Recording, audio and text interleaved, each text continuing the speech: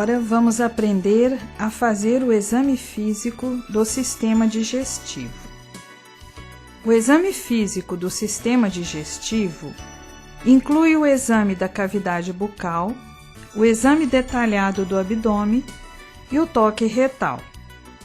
Nas próximas cenas, vamos dar ênfase ao exame detalhado do abdômen, pois o exame da cavidade bucal já foi descrito durante o exame físico geral. Quanto ao toque retal, é importante o treinamento prévio em peças do laboratório de habilidades antes de se fazer o exame nos pacientes.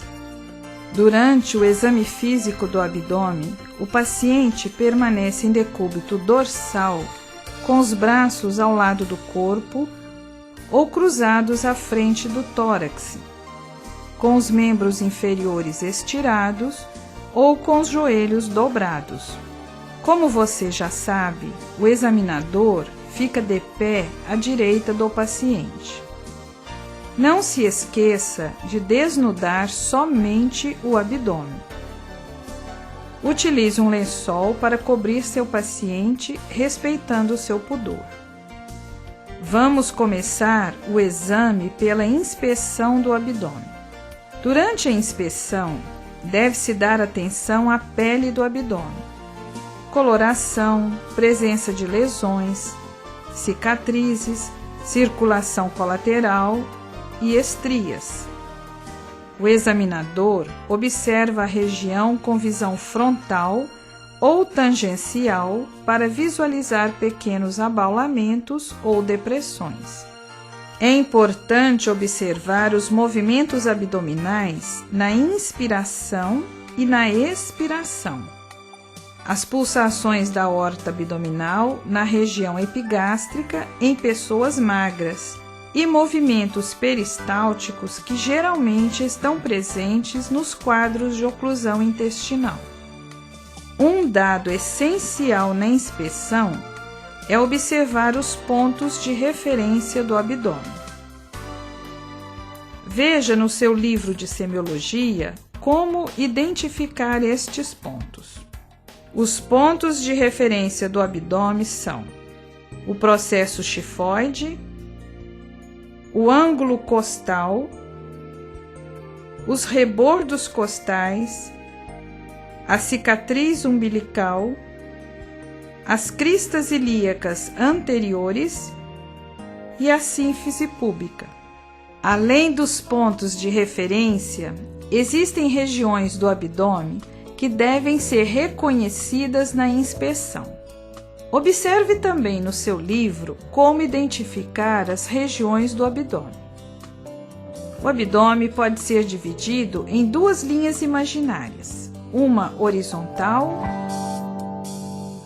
e uma vertical, que se cruzam perpendicularmente na cicatriz umbilical, dividindo o abdômen em 4 regiões: quadrante superior direito, quadrante superior esquerdo, quadrante inferior direito e quadrante inferior esquerdo. Atenção! O abdômen também pode ser dividido em 9 regiões, através de 2 linhas imaginárias horizontais paralelas que passam pelos rebordos costais e crista ilíacas anterosuperiores, e 2 linhas verticais paralelas que se continuam com as linhas hemiclaviculares. As 9 regiões assim divididas são hipocôndrio direito, epigástrio, hipocôndrio esquerdo, flanco direito, mesogástrio ou região umbilical, flanco esquerdo, fossa ilíaca direita, hipogástrio e fossa ilíaca esquerda. A inspeção, podemos classificar o abdômen quanto à sua forma. Assim, o abdômen pode ser normal, quando é simétrico e plano, ou pode ser globoso, escavado, em avental pendular e em ventre de batráquio. Durante o exame, devemos também observar a cicatriz umbilical. Geralmente, ela se localiza na linha média e é plana ou levemente invertida. Após a inspeção, faz-se a ausculta do abdômen.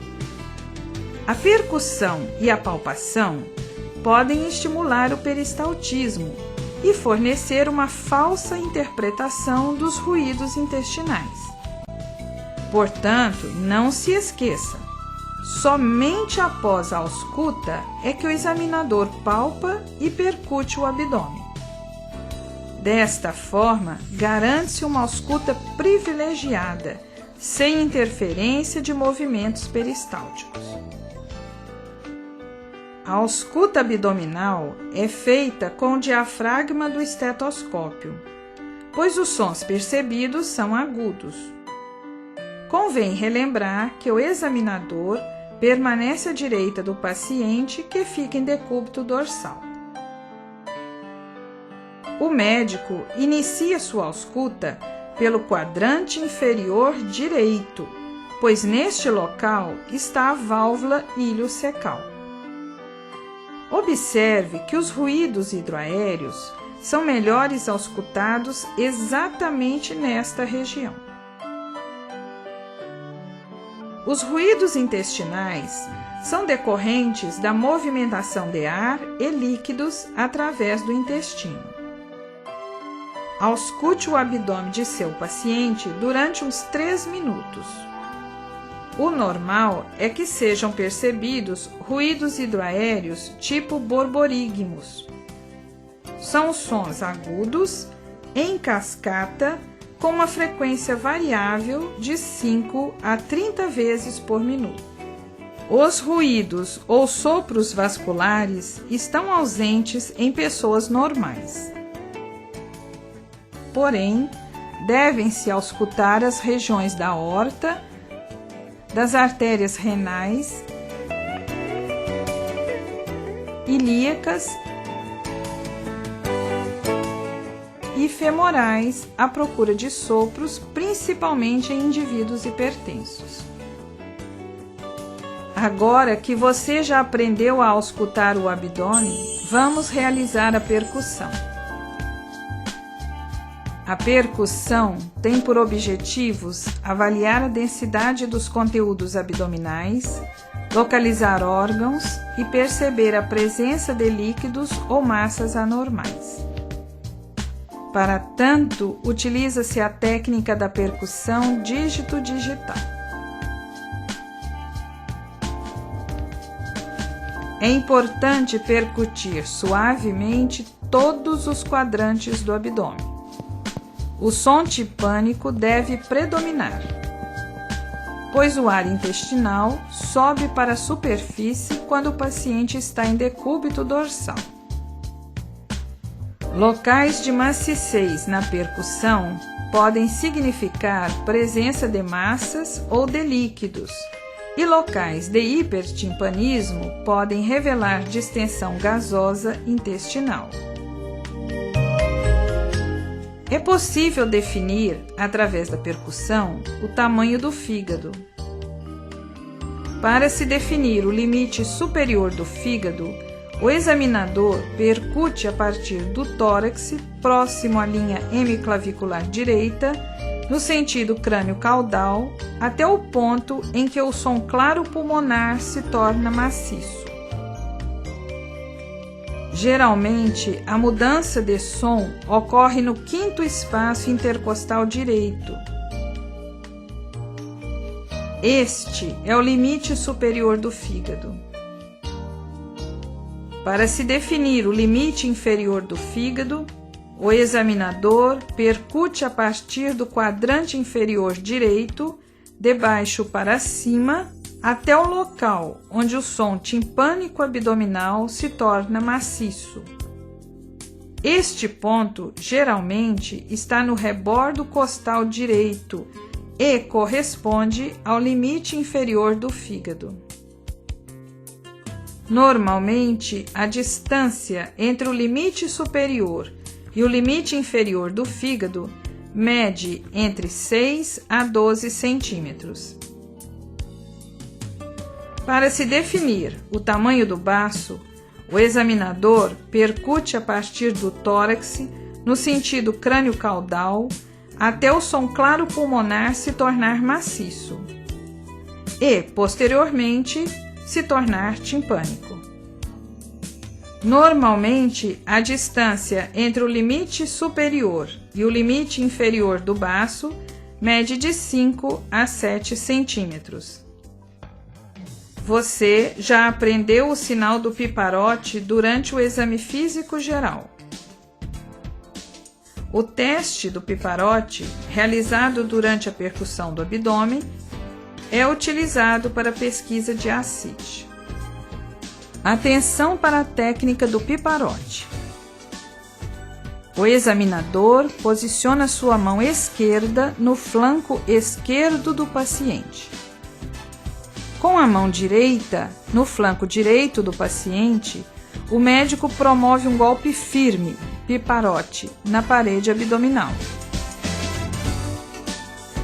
Havendo ascite, o golpe gerará uma onda líquida a percorrer o abdômen e o médico sentirá um golpe distinto em sua mão esquerda, que será chamado de sinal do piparote.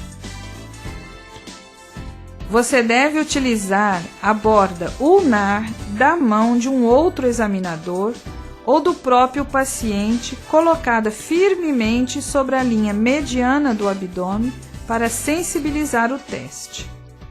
Outro sinal importante a ser pesquisado durante a percussão do abdômen é o sinal de Giordano. A pesquisa de hipersensibilidade no ângulo costo-vertebral, ou seja, o sinal de Giordano, serve para avaliar os rins. Para pesquisar o sinal de Giordano, o examinador golpeia o dorso do paciente sobre a 12ª costela, no ângulo costo-vertebral, com o punho fechado ou com a borda ulnar da mão. A manobra deve sempre ser feita de ambos os lados. Lembre-se de que você já aprendeu esta manobra durante o exame físico geral. Para finalizar o exame físico do abdômen, vamos aprender a realizar a palpação. Lembre-se agora do que você já aprendeu nas técnicas básicas do exame físico. Ao iniciar a palpação, o médico identifica as regiões dolorosas, deixando-as para serem palpadas por último. Desta forma, o paciente fica mais tranquilo e mais cooperativo com o exame. Para relaxar a musculatura abdominal e facilitar a palpação, é importante distrair a atenção do paciente, solicitando-lhe que faça inspirações profundas. Utilize voz baixa e tranquilizadora, ou simplesmente mantenha um diálogo com ele. Preste bastante atenção. A posição do paciente muda de acordo com a região a ser palpada. A palpação superficial é a primeira a ser realizada em um exame de abdômen.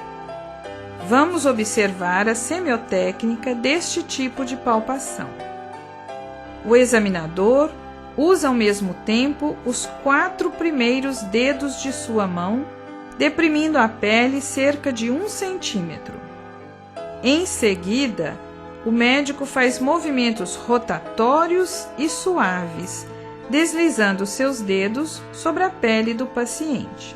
Observe bem, o examinador levanta os dedos ao movê-los sobre o abdômen do paciente, evitando arrastá-los por sobre a pele.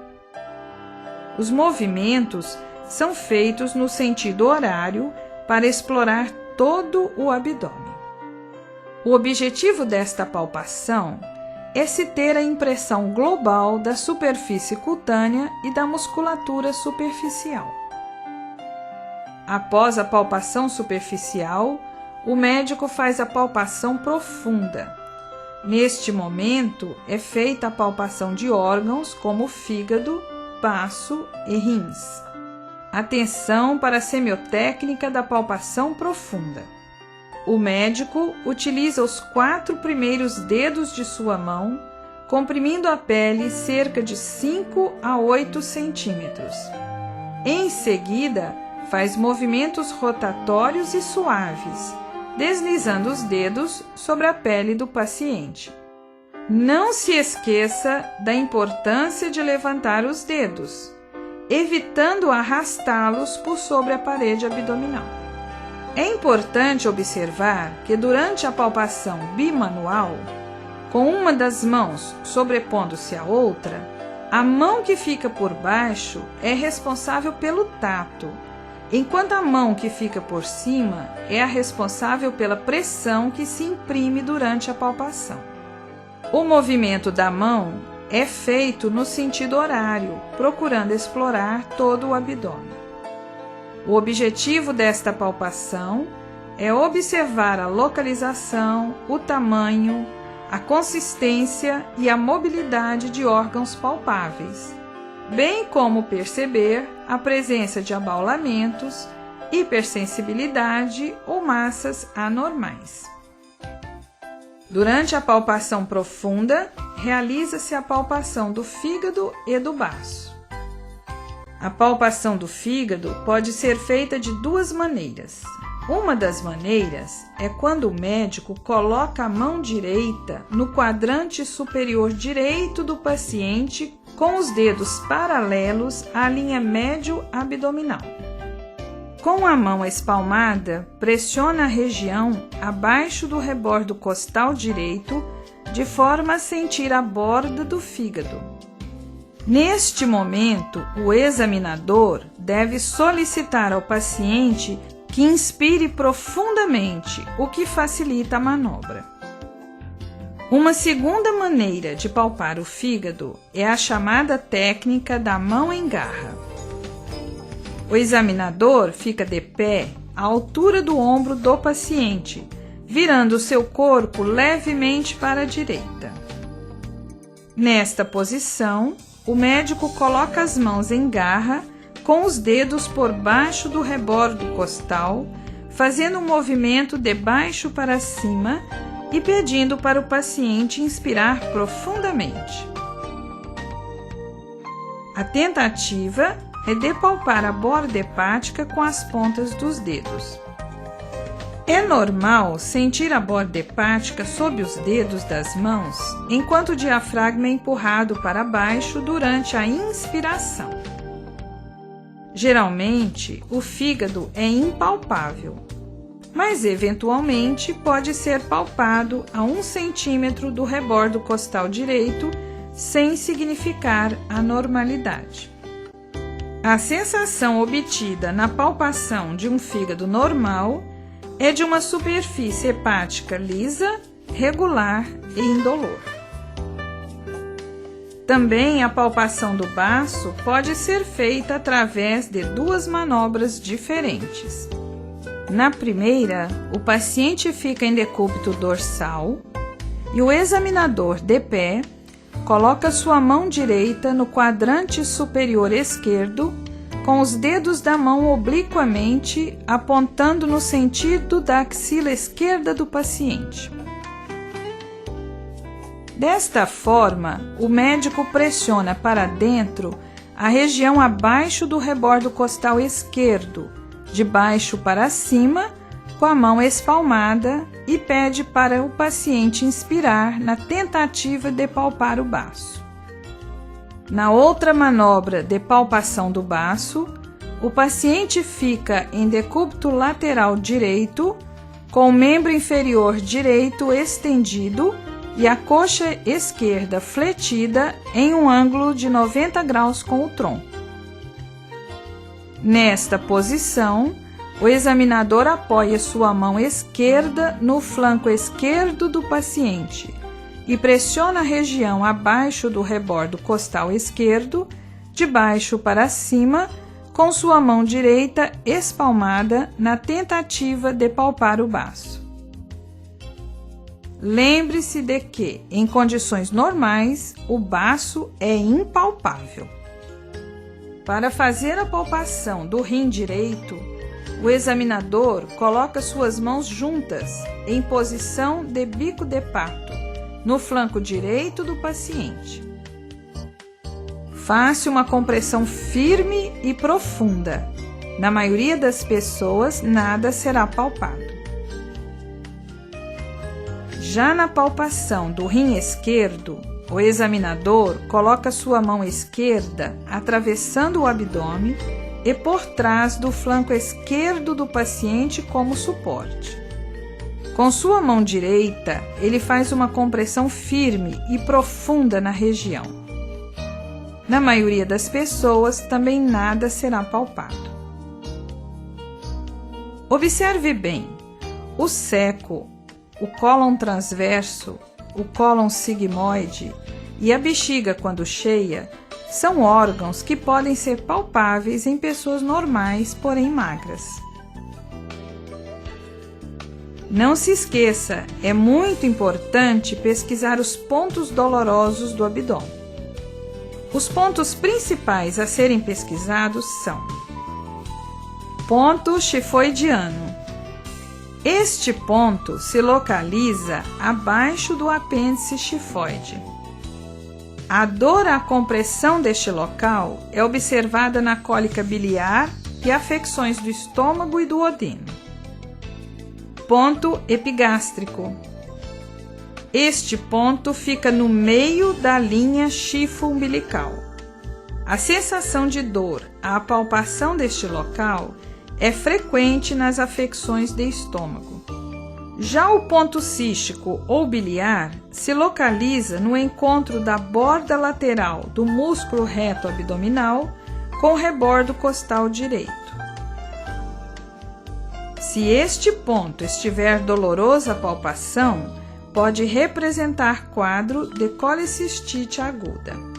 O ponto apendicular fica ao nível dos 2/3 laterais da linha que une a cicatriz umbilical à espinha ilíaca antero-superior. Geralmente, este ponto torna-se doloroso à palpação nos quadros de apendicite. Já o ponto esplênico está no encontro da borda lateral do músculo reto abdominal com o rebordo costal esquerdo e, quando doloroso, pode representar infarto esplênico. Agora vamos aprender algumas manobras especiais que definem sinais de grande importância semiológica. O sinal de Blumberg consiste na dor à descompressão brusca em qualquer local do abdômen. Representa um quadro de peritonite. O sinal de Murphy é pesquisado da seguinte forma: o examinador mantém os dedos no rebordo costal direito, pedindo ao paciente que inspire profundamente. Se ele parar a inspiração por dor, o sinal é considerado positivo. Já o sinal de McBurney é considerado positivo quando o ponto apendicular é doloroso. Veja em seu livro de semiologia outros detalhes do exame do abdômen.